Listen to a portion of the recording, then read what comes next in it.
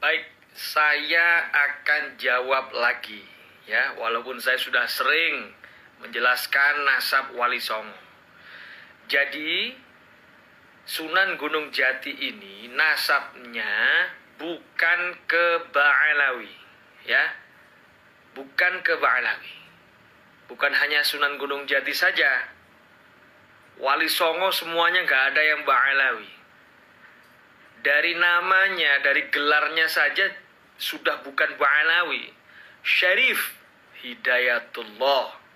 Coba, Syarif itu gelar dzurriyyah Rasul, bukan dzurriyyah Ba'alawi.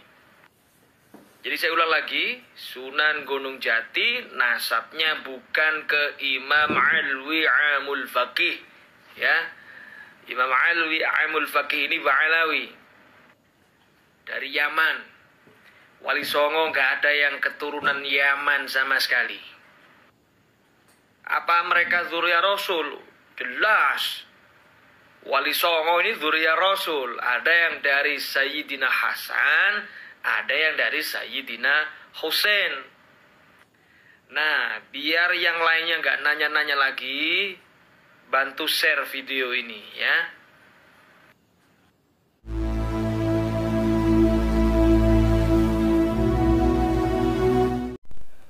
Assalamualaikum warahmatullahi wabarakatuh. Selamat datang, selamat berjumpa kembali di channel Islam Nusantara, channel yang selalu setia dan standby di ujung selatan Pulau Jawa.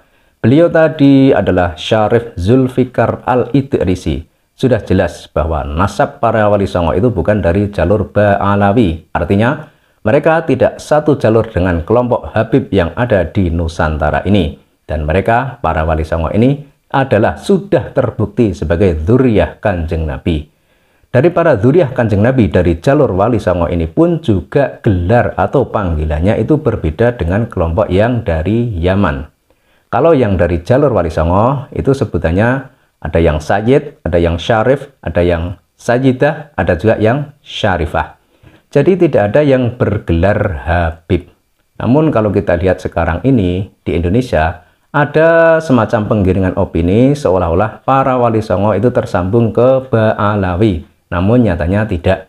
Dan para syarif, para sayyid, para syarifah maupun para sajidah ini datang ke Nusantara sudah ratusan tahun yang lalu. Dalam sejarah, jarak waktu kedatangan para dzurriyyah Kanjeng Nabi yang kemudian terkenal dengan sebutan Wali Songo ini terjadi waktu sekitar 500 tahunan atau sekitar 5 abad yang lalu sebelum kelompok dari Yaman ini datang.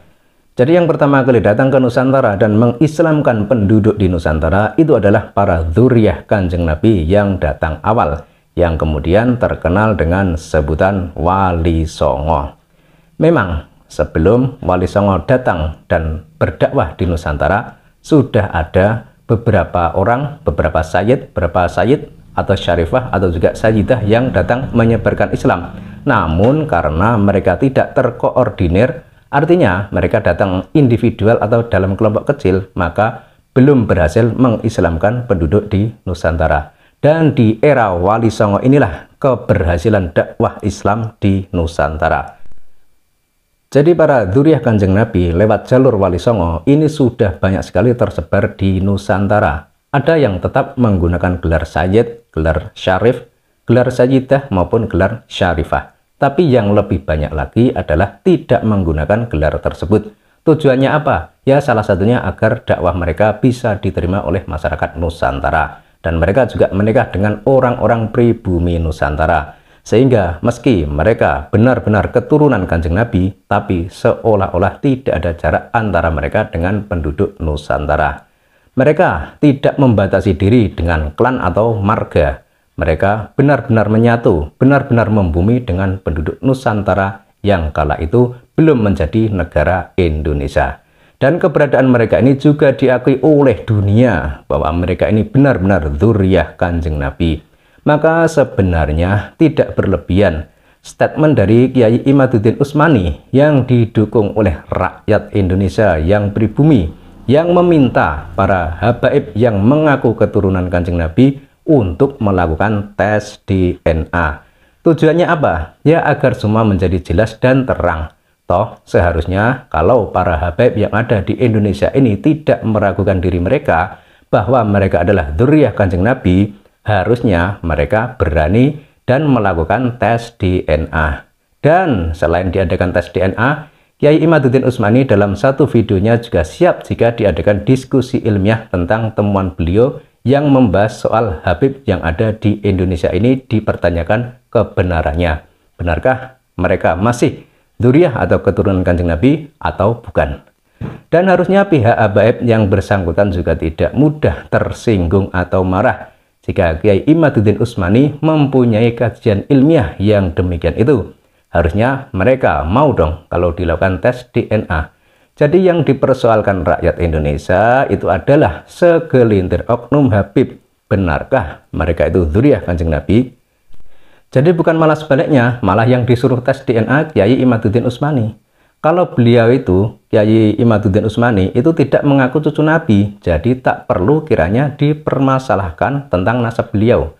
Dan ini pun, meskipun beliau ini, Kiai Imaduddin Utsmani tidak mengatakan bahwa beliau adalah keturunan Kanjeng Nabi, itu bukan berarti Kiai Imaduddin Utsmani bukan keturunan Kanjeng Nabi. Bisa jadi beliau juga keturunan Kanjeng Nabi tapi lewat jalur Wali Songo. Jadi seperti itu ya.